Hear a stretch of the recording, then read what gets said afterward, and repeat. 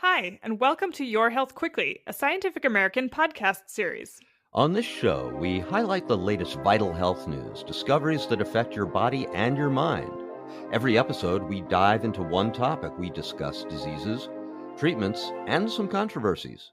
And we demystify the medical research in ways you can use to stay healthy. I'm Tanya Lewis. I'm Josh Fishman. We're Scientific American's senior health editors. Today, we're talking RSV vaccines. After decades of effort, we may be on the cusp of having several safe and effective vaccines and other preventive treatments for this nasty virus.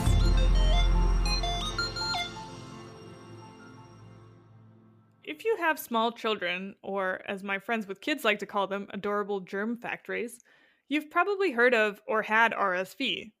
That's short for respiratory syncytial virus. It infects most of us by the time we're 2 or 3 years old, and it keeps infecting us throughout our lives. Last fall, we had an especially bad RSV season because the COVID pandemic changed some of the patterns of seasonal viruses. You're saying that COVID actually made RSV even more widespread than normal. How does that happen? COVID precautions essentially delayed RSV infections because everyone was social distancing. But then we had a really big wave once kids started going back to school again and all got sick at the same time. The symptoms of RSV are often similar to the common cold, but in very small babies and in older adults, it can sometimes be pretty dangerous. RSV causes severe respiratory disease in young children, and it's the leading cause of hospitalization in children under 5, cumulatively. And it also causes severe illness in the elderly. That's Barney Graham. I'm Senior Advisor for Global Health Equity now at Morehouse School of Medicine in Atlanta. You might have heard of him, mainly because he and a team of scientists at the NIH's Vaccine Research Center were instrumental in developing the technology for the mRNA COVID vaccines. He was actually working on RSV vaccines when the pandemic hit, and he turned to COVID. His team's work on those shots changed the world, protecting millions of people. And the scientists ended up on the cover of Time magazine, but RSV has never been far from Graham's mind. RSV was discovered in 1956, around the same time that the first polio vaccine was developed. Scientists started to work on a vaccine for RSV in the early 1960s, but those early efforts were marred by some serious problems. Like the polio vaccine, the first RSV vaccine was based on a whole inactivated virus. In a clinical trial in 1965, it was tested in children under the age of 6 months. But the trouble started that winter. That vaccine, that whole inactivated vaccine, was tested in about 31 children compared to another group of controls. But among those 31 children, during the next winter season, 66, 67, just after Christmas, 20 out of 31 were infected, and 16 of those 20 had to go to the hospital, and 2 of them died.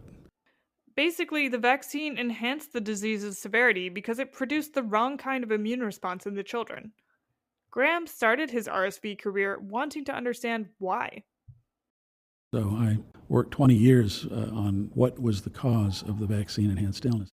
Graham started collaborating with scientists Jason McClellan and Peter Kwong on a better RSV vaccine design. RSV infects cells using a protein called the F-glycoprotein. When it fuses with the host cell, the protein unfolds from a so-called pre-fusion form to grab hold of the cell membrane and then refolds into a post-fusion shape. The early vaccines failed because they were based on the post-fusion form. So when it was given to kids, their bodies made antibodies that only weakly attacked the pre-fusion form. This resulted in the vaccine making the disease more severe, not less. Wait a second. I get that there are pre-fusion and post-fusion forms. What I don't quite understand is why does this whole process of vaccination make the disease more severe than the no vaccine condition? That's a great question. The antibodies that targeted the post-fusion form still produced an immune response, but it was more of a state of hyperinflammation, which turned out to be dangerous. So Graham's team turned their attention to targeting the pre-fusion protein. Once we had that structure and learned how to stabilize it and keep it in that shape, it turned out to be a very good vaccine antigen. That brings us to today. Several companies have now developed vaccines using this protein structure-based approach. Pfizer and GSK are both testing a vaccine for adults over 60 and one for pregnant people, which could protect their babies up to 6 months after birth. And several of these, especially the ones for older adults, appear to be getting close to FDA approval. And it's not just vaccines. For children under the age of 6 months, who are most vulnerable to a severe infection, several companies are also making monoclonal antibodies for RSV. A product called nirsevimab, made by AstraZeneca, is already approved in Europe, and it's been accepted by the US FDA for review. Well, it's exciting for us and gratifying. Multiple things are in very advanced development or near the stage of licensure. So we are going to have products for RSV. And Graham told me the FDA will likely decide on the antibody product and some of the vaccines for the elderly by July, or maybe even earlier.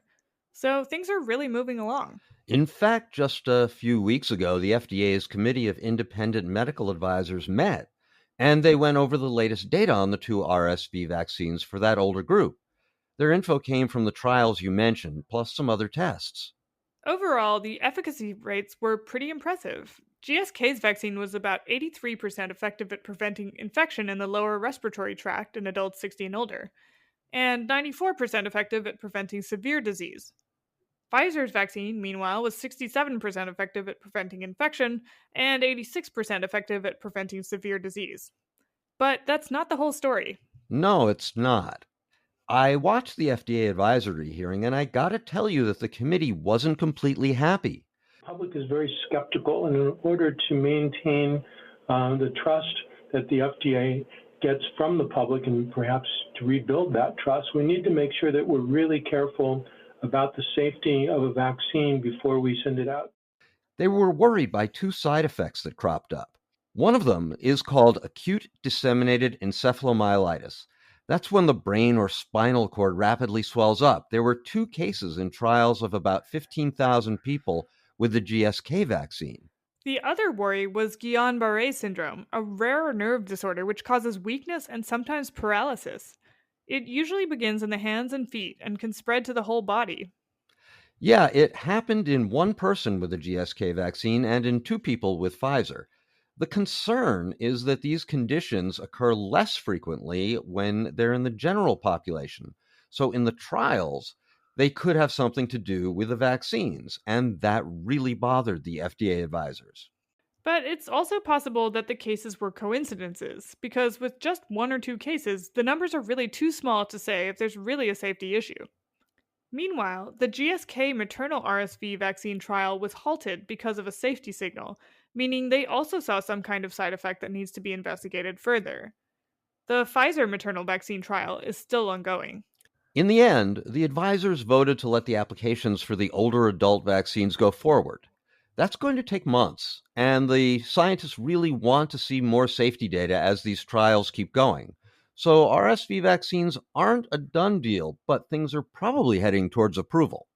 Yeah, I'd put a bet on it.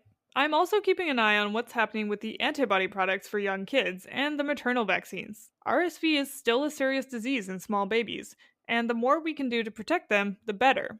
Writer Tara Haley is writing an online news story for us on the long road to an RSV vaccine, so you can read more about it there. Thanks for listening. Your Health Quickly is produced and edited by Tulika Bose, Jeff Delvicio, and Kelso Harper. The show is one of Scientific American's Science Quickly podcasts. Subscribe to Science Quickly wherever you get your podcasts. And don't forget to go to SciAm.com for updated and in-depth health news. We'll be back in 2 weeks. Talk to you then.